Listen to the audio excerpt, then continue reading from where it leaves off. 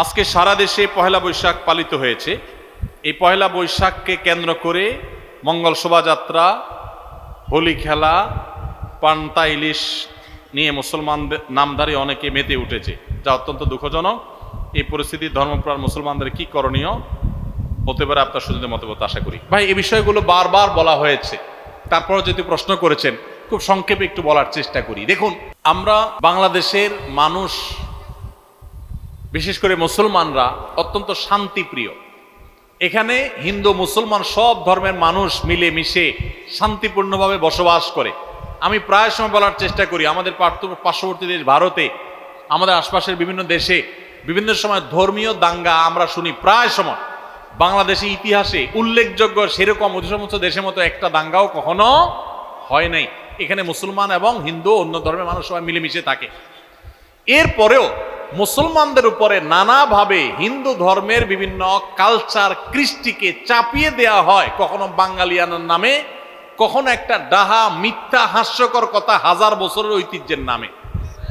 এই যে পহেলা বৈশাখ, মাত্র ৩৫ বছর আগে এটা চালু হয়েছে ঢাকা ইউনিভার্সিটিতে। কয় বছর আগে? এই মাত্র ৩ যুগ আগে চালু হওয়া জিনিসটা কিভাবে হাজার বছরের ঐতিহ্য হলো? আরে ভাই, বাংলা সনের বয়সই তো হাজার বছর হয় নাই। বাংলা সনের বয়সও কত বছর হয় নাই? এই মিথ্যুকরা, মিথ্যাবাদীরা বলে এটা নাকি হাজার বছরের ঐতিহ্য। জন্মই হাজার বছর, সনের বয়সই হাজার না, সেটা আবার নাকি হাজার বছরের ঐতিহ্য হয়ে গেছে। পহেলা বৈশাখ, আমরা আমাদের শৈশবেও পহেলা বৈশাখের এই রূপ কেউ দেখি নাই। আমাদের চাইতে বয়সে যারা বড় মুরব্বীরা আছেন তারা তো আরো দেখেন নাই, কারণ শুরুই হয়েছে ৩৫ বছর আগে। আমরা পয়লা বৈশাখে দেখেছি হালখাতা, তার আগে খাজনা উঠানো। হঠাৎ করে এটা আমদানি করে হিন্দুদের চৈত্র সংক্রান্তি, আশ্বিন মাসে রান্না করে কার্তিক মাসে খাওয়া, বিভিন্ন প্রাণীর মুখোশ এগুলো নিয়ে যাওয়া, বিভিন্ন অশুভ শক্তি থেকে পানা চাওয়া, আশ্রয় চাওয়া। এরপরে পয়লা বৈশাখ উপলক্ষে কি একটা গান গায়, অগ্নি স্নানে হোক সূচি ধরা, সূচি হোক, কি একটা আছে না গান, অগ্নি স্নানে সূচি হোক ধরা। মানে কি? আগুনের গোসলে পৃথিবী কি হোক? পবিত্র হোক। আগুন দিয়ে কি পৃথিবী পবিত্র হয়? কোরআন বলে আগুন হলো পাপিষ্ঠদের শাস্তি দেওয়ার মাধ্যম। এটা কি পবিত্র হওয়ার মাধ্যম? এটা হিন্দু ধর্ম মতে হতে পারে। তো খুব দুঃখজনক বিষয় যে সারা বছর জুড়ে হিন্দুর যত পূজা অর্চনা আছে সবগুলো একসাথ করে বাঙালিয়ানা ট্যাবলেট দিয়া মুসলমানদেরকে খাওয়াই দেওয়া হচ্ছে। ভাইরা আমার, বাংলা নববর্ষ বা বাংলা সন, এই বাংলা সনের প্রবর্তক কে ছিলেন? সম্রাট আকবর। সম্রাট আকবরের আমলে বাংলা সনটা যে হয়েছে এটা হিজরি সনের সাথে মিল করে হয়েছে।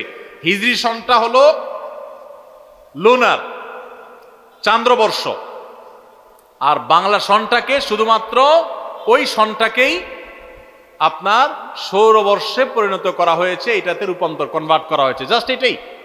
তাহলে বাংলা সনের সাথে নবী সাল্লাল্লাহু আলাইহি ওয়াসাল্লাম হিজরি সনের একটা নিগুড় সম্পর্ক আছে। সম্পর্ক কি? ওইটারই একটা রূপ মাত্র এটা। সেই সনটাতে, সেই সনটার প্রথম দিনটাতে মুসলমানদেরকে যত সব শিরকি কর্মকাণ্ড করে তারপরে মুসলমানদেরকে সেই দিন বরণ করতে আমাদেরকে নির্দেশ দেওয়া হচ্ছে। খুবই দুঃখজনক, খুবই আপত্তিকর। দেখুন, মঙ্গল শোভাযাত্রা করা হয় কেন?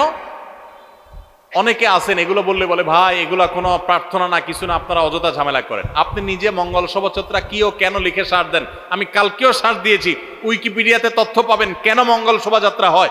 এবং এটা নিয়ে বিভিন্ন পাবলিক বিশ্ববিদ্যালয়ের বিভিন্ন চারুকলা সহ বিভিন্ন ডিপার্টমেন্টের গুরুত্বপূর্ণ দায়িত্বশীল প্রফেসরগণ, শিক্ষকগণদের বক্তব্য banglanews24.com সহ বিভিন্ন অনলাইন নিউজ পোর্টালে এখনো আছে, অনলাইনে আপনি পাবেন, সার্চ করেন দেখেন।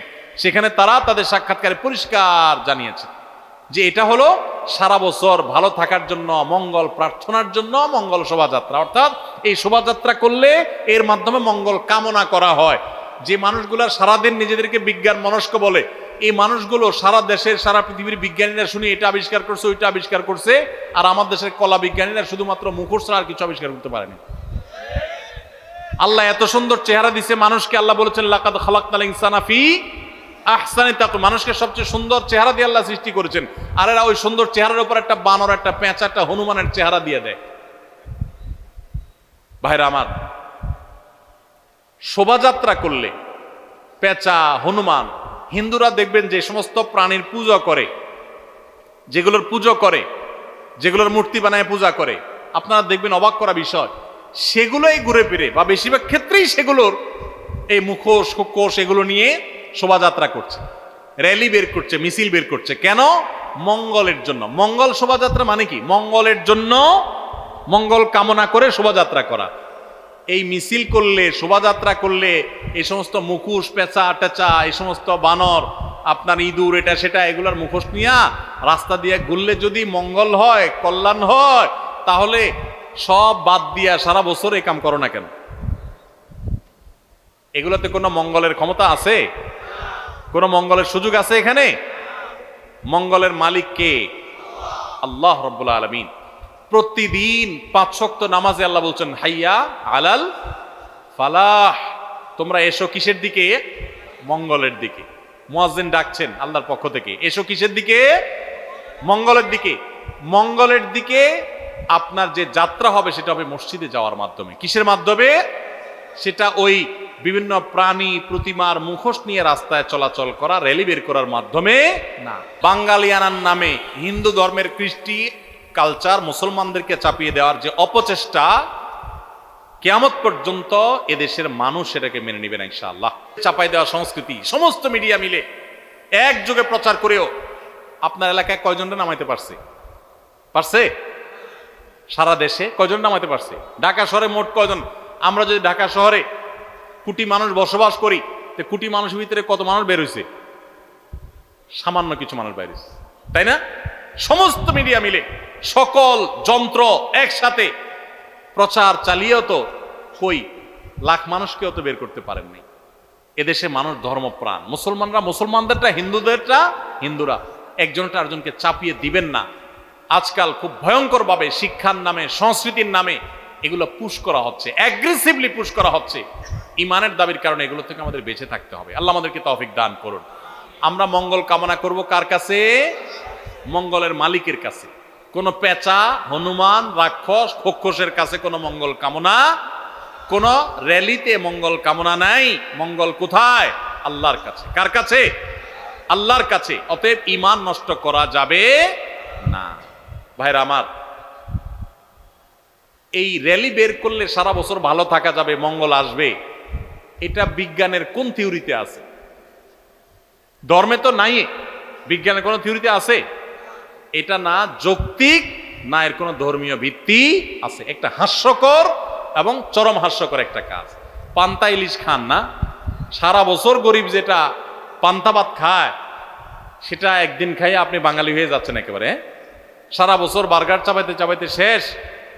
বার্গার খাওয়া দোষে কিছু না, আপনিও খান, কিন্তু সারা বছর যারা পান্তা খায় তাদের সাথে তামাশা করছেন বছরে একদিন পান্তা খায়া।